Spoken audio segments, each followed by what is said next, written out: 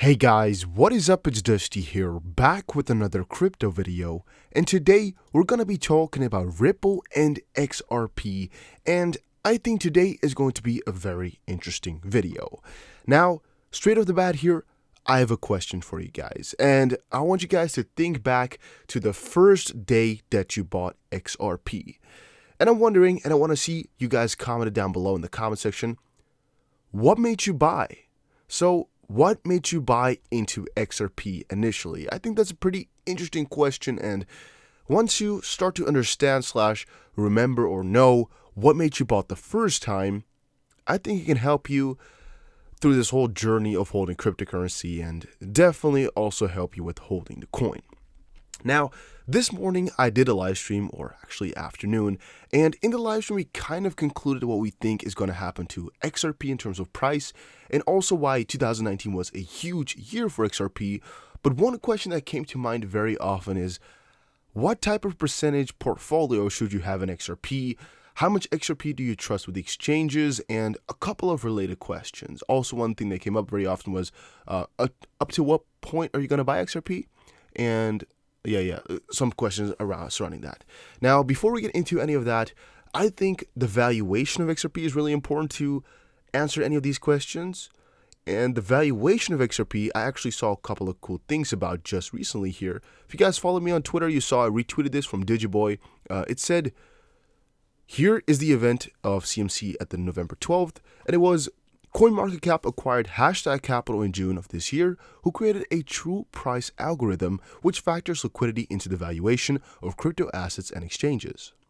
On November 12th, CoinMarketCap will introduce the new metric to their ranking methodology. And the cool thing about this is now that a couple of things could be changing, all right? Again, in the video, in the live stream, we went on about this a little bit. We checked it out a little bit. We read a couple of articles, about what's happening. For example, this one here is a good example of what's going on. Major crypto resource, CoinMarketCap announced a new liquidity ranking system. But the cool part about it is that we can start to evaluate coins a little bit differently, kind of taking into notice the wash trading. That's basically the point you need to understand. All right. And now by this point, you most likely also have the idea of why you bought into XP the first time. That is actually coming into play right now, because you're going to have to evaluate for yourself what made you buy and what makes you want to hold. I mean, for me, the first time I got into XRP was most likely because I was just browsing around on an app, most likely Exodus back in the day, or maybe one online app or something, or an exchange possibly. And it was just like, you know what? I'm going to buy the whole top. I don't know, every coin that I had access to, I was just buying into all of them just because I had no idea what the frick I was doing. And I was just like, hey, I'm going to test it out.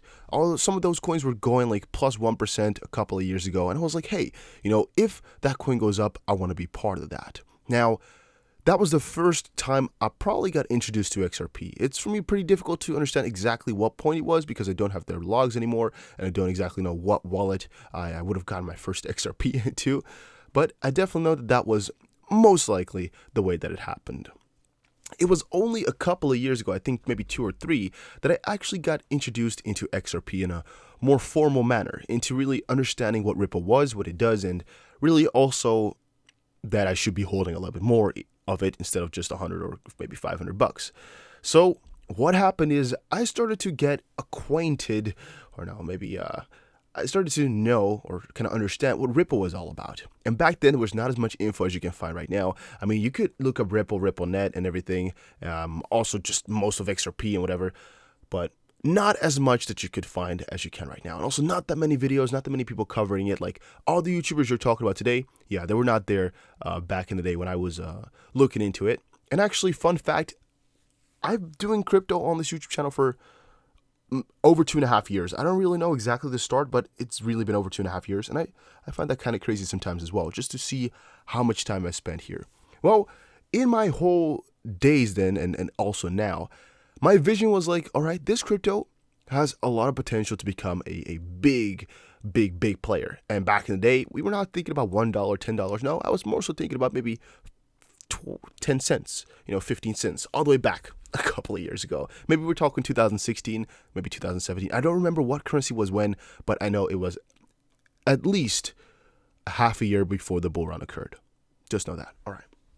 So At that point, I was really hoping for maybe 10 cents, maybe something along those lines. And I was just holding, kind of hoping, yeah. And it was all really good because, I mean, in the end, it turned out to be true. Once the bull run was kind of in the midst, or like in the beginning, in the middle, whatever, it got to $3, right? And a lot of people are kind of looking at me like an idiot for this choice, but I decided to not sell everything just because at that point, it really felt like something kind of good. Like, whenever those prices are at those heights, it doesn't feel like there's a stop. It feels like those coins can continue on forever. Same, I kind of felt with a lot of these crypto. So no, I didn't sell all of my crypto. I did sell a bit at points because that's my strategy. But back then, also my strategy was a little bit different than now. And at the top, I didn't sell everything.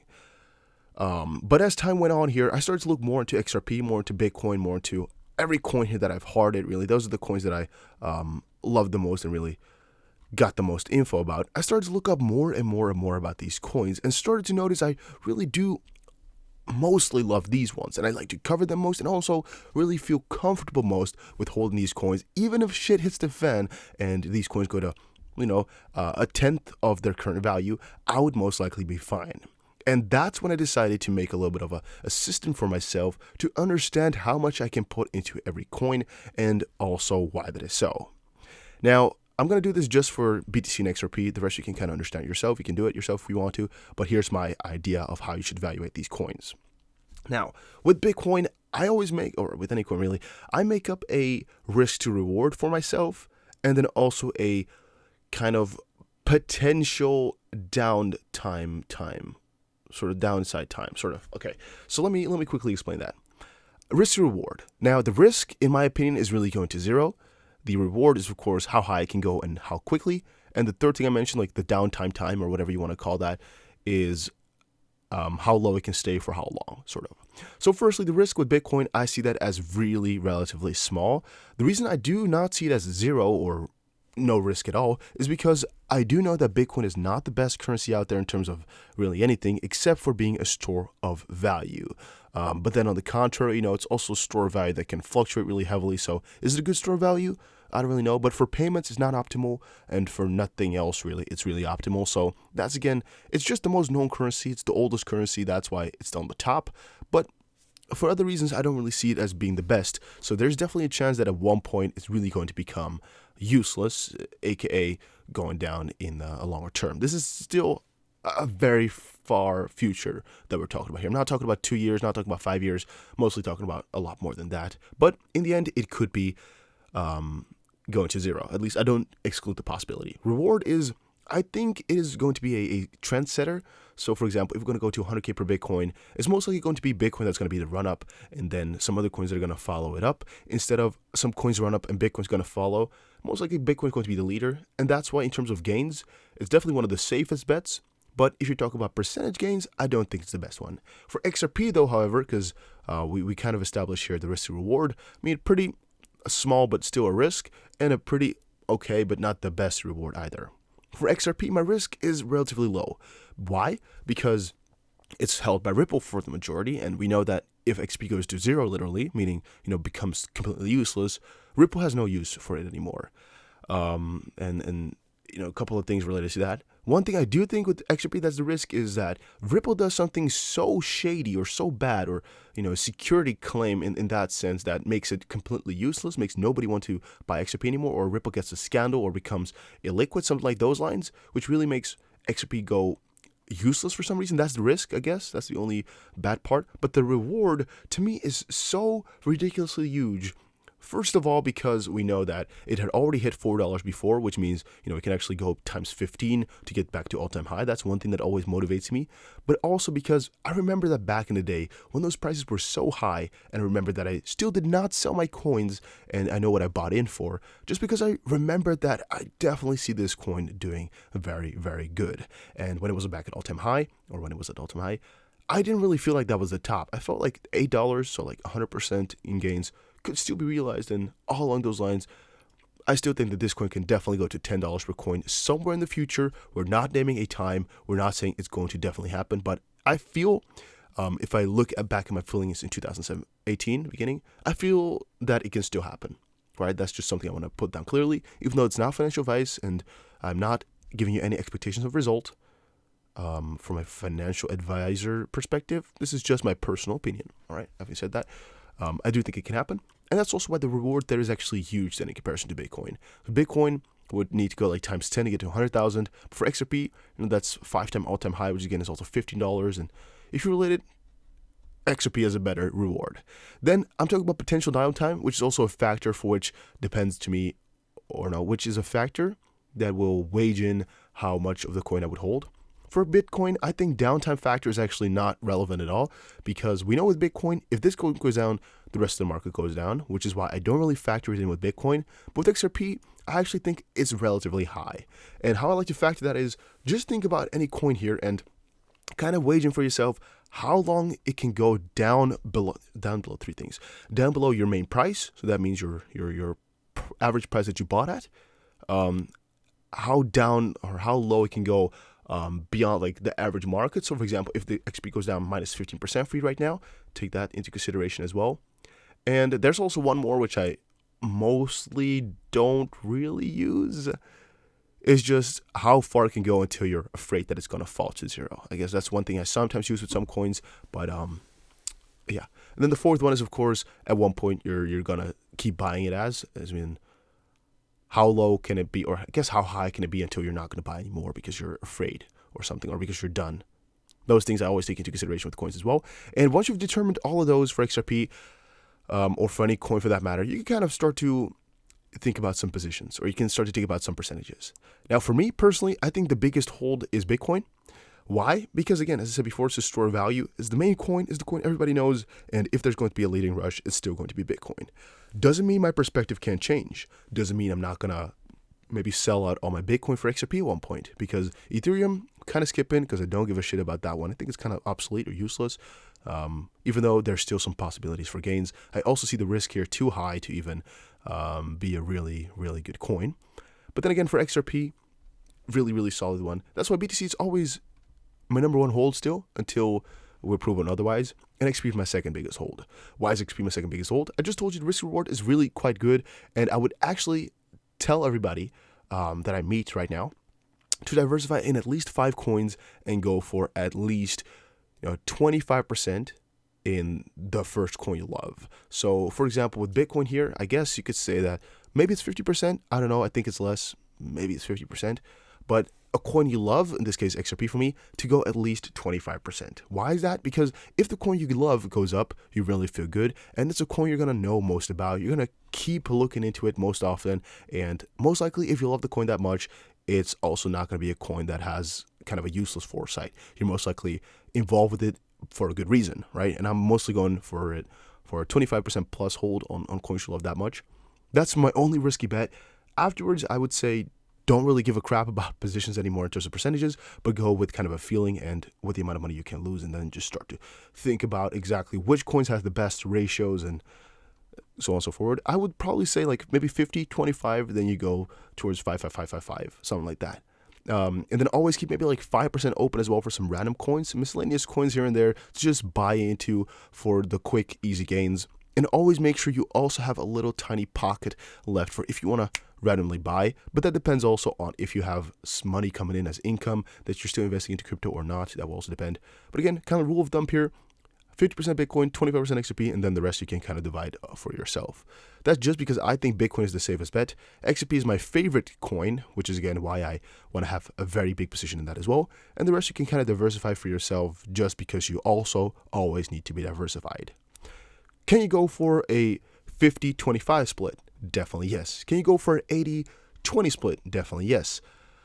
But I would always recommend to go a couple of percentages in some bigger coins here, which is, again, top 20, and then diversify your way that you want to. But make sure you got a couple of solid ones in there just so you have a smaller chance of really getting your portfolio to zero. Now, hopefully my little story here is clear because I didn't prepare it. I just went from the heart here explaining to you guys how I like to evaluate my coins. In terms of real percentages, I cannot know.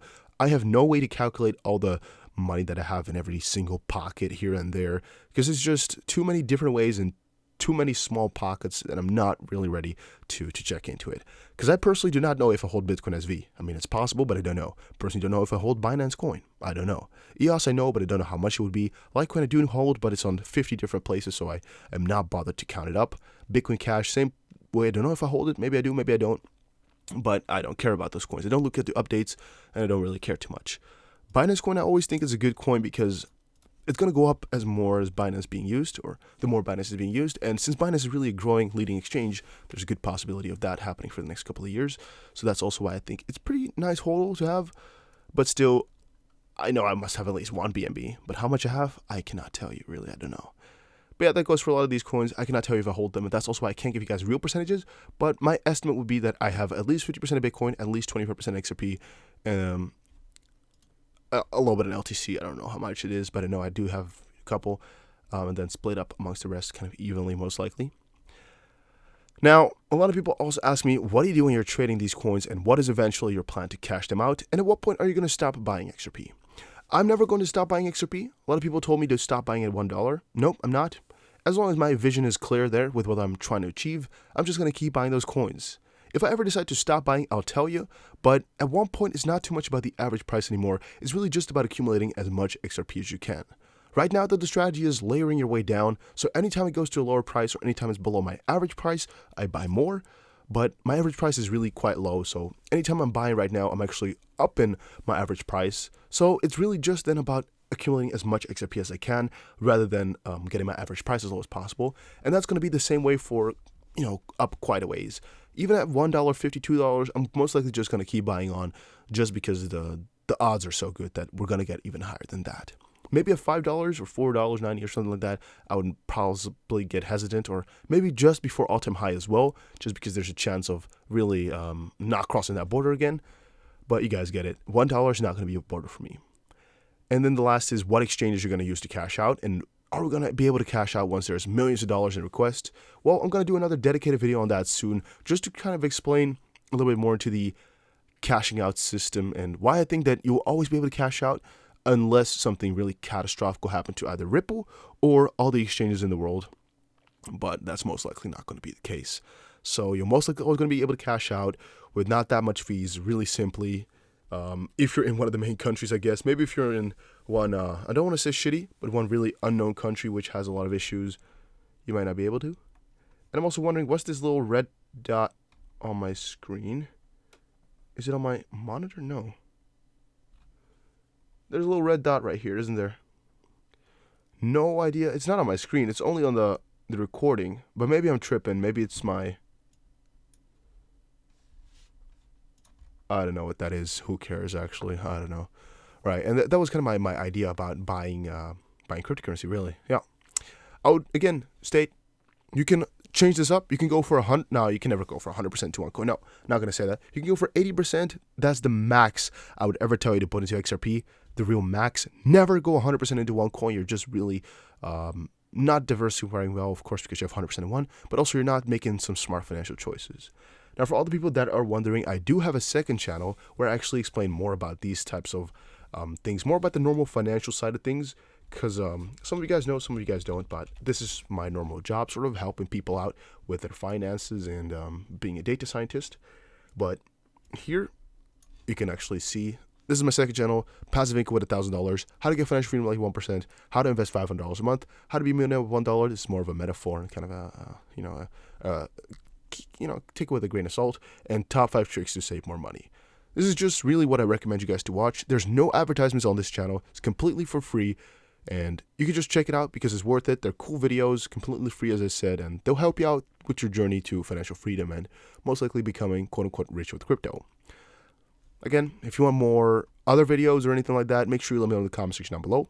I'll see you guys again in another crypto video. Hopefully my idea is clear here. Never put all your eggs into one basket. Make sure to never get more than 80% into one coin, and most likely do a 50-25 rest split with some money left on the side to invest for if you really need to, just accidentally, and make sure you have 5% in some maybe high risk coins. That's again a suggestion that I personally don't hold myself to always, but a couple of people have told me to do that, so maybe it's something you want. Thank you guys all for watching, and I'll see you guys again in another crypto video. Take care, everybody. Follow me on Twitter.